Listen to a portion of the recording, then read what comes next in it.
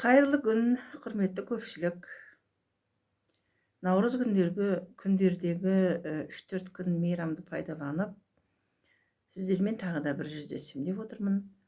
Өткен жолғы кездесуімізде Шерхан Мұртаза атамыздың «Біріккен дүние» кітабынан үзінділер келтірген болатынмын. Соны тағы бір видеоға сыйғызсам, 2-3 әңгімесін сіздерге оқып берсем, артық болмас деп ойладым. Қабыл алыңыздар. Ұрпақсыздар ұмытылады. Ұрпақсыздар ұмытылады. Өмір заңы солай.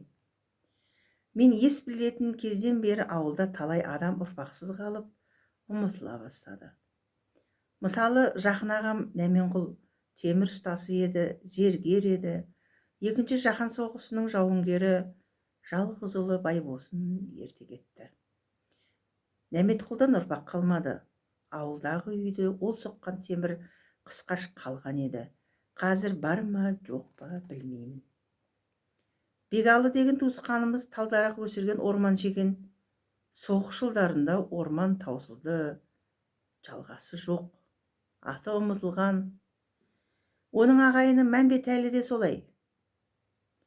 Енді өзімше. Жалғыз ұл 50 жасқа келді.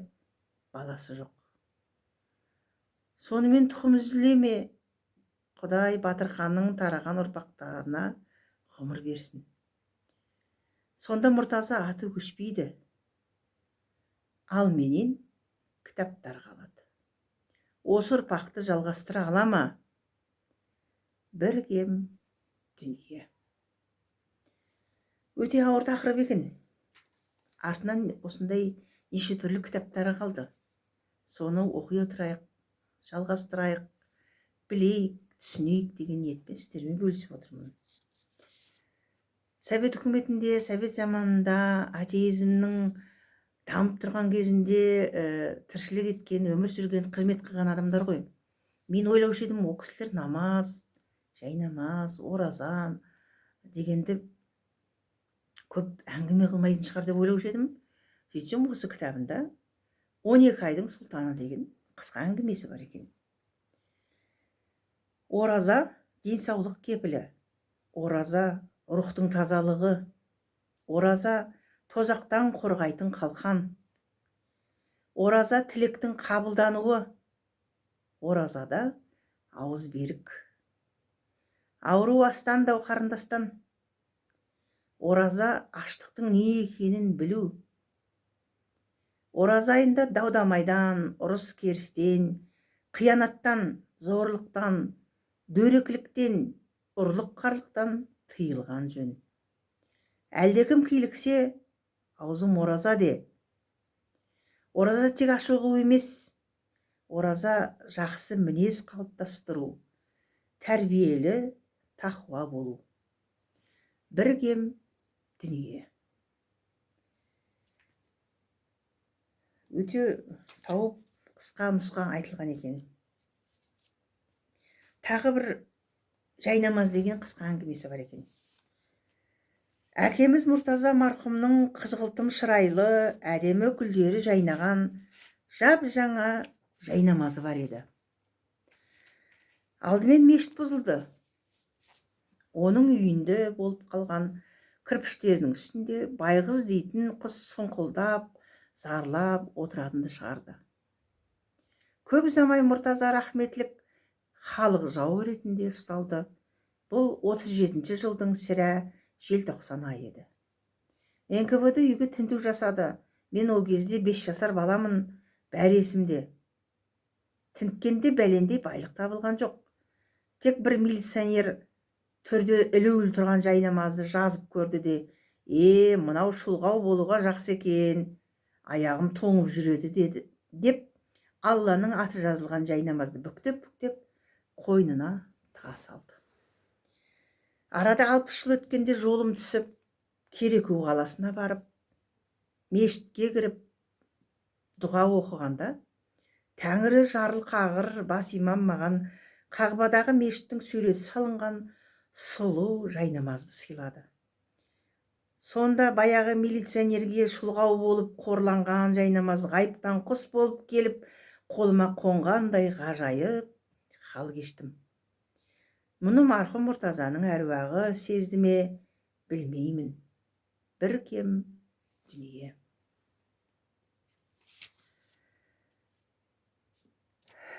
Енді бір мағыналы, тәрбиелі әңгімесін тыңдаңыздар. Біздің ауылдың келіндері.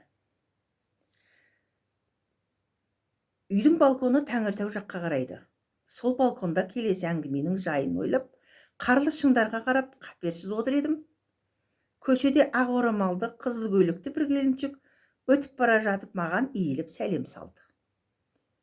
Рахмет айналайын, Құдай тілеуіңді берсін дедім. Бейтаныстау екен. Кімнің келінісің дедім. Алла берген атамның, деп жарқылдап жауап берді. Мен ойланып отырып қалдым. Қай Алла берген? Бұл ауылда Алла берген деген бар ма еді? Отырып, ондай адамды таба алмадым. Кейін білсем, өзіміздің аталас ағайын Құдай берген екен.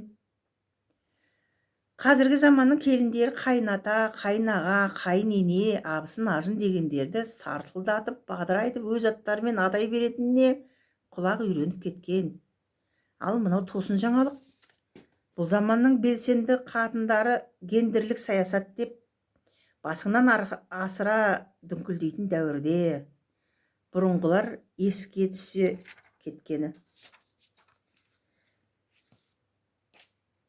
Ауылдың сыртынан шырылдаған дауыс естіледі. Құлақты елең еткізеді. Ата, ата деп айқайлайды әлгі дауыс. Ата, ата.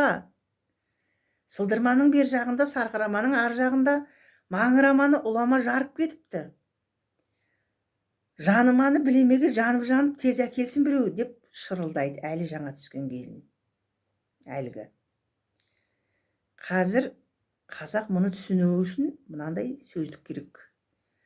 Сылдырама қамыс, сарқырама өзен, маңырама қой, ұлыма қасқыр, жаныма пышақ, білеме қайрақ. Сонда бұл жаңылтпаш неге керек болған? Сөйтсе әлгі жаңа түскен келіннің Қамысбай деген атасы бар екен, Өзенбай деген қайнағасы бар екен, Қойбағар деген қайынысы бар екен, Қасқырбай деген тағы бір қайнағасы бар екен. Пышақбай деген атасы болыпты, Қайрақбай деген тағы қақпасы бар болса керек.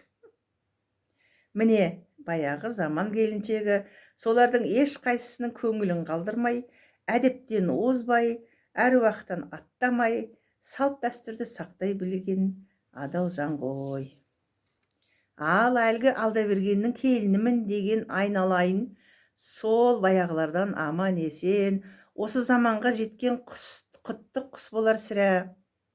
Құдай тілеуін беріп, алдынан әрдайым ақ күн туа берсін. Сірә жаңадан түсетін басқа да жас келіндер осындай шығар. Қайдам-ау, қайдам, гендер деп дүрсілдеседі. Бір кем дүние. Бұл әңгімені бұрында естіген біз. Кітаптан оқыған болармыз, газеттен оқыған болармыз, бірақ жаңартып осылай еске салып тұрғанның артықшылығы жоқ деп ойладым. Хассақ дейді келесі әңгіме.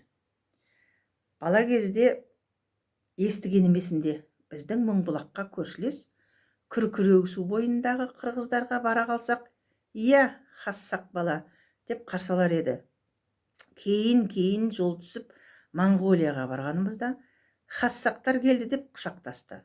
Ал біздің тарихшылар, оқымыстылар әлі күнге дейін қазақ деген сөздің төркінін дөп басып айта алмай, әр саққа жүгіртеді.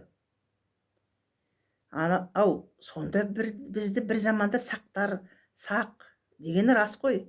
Ал енді хас деген мағынасы нағыз, анық, шын дегенге саяды. Сақ сөзімен біріксе, хас сақ. Мына бізбен ежелден аралас құралас қырғыздар, Монғолдағы дүрбіт, ұрыңқай, халқа, ойрат, бұйрат, маңғыттар бізді хассақ десе, солар өтірік айтпайтын шығар. Ақиқатын бір Алла біледі. Әйтсе де ежелгі көршілер бекер сөйлемес. Сондықтан ауызды түкті казактармен шатастыра бермей, хассақ болғаны абзал шығар. Бір кем дүние. Осындай әдемі мағынасы бар әңгімелерді тағы да жолы түскен кезде, қол босағанда сіздермен тағы да бөлісемін. Келесі кездескенше сау саламатта болыңыздар.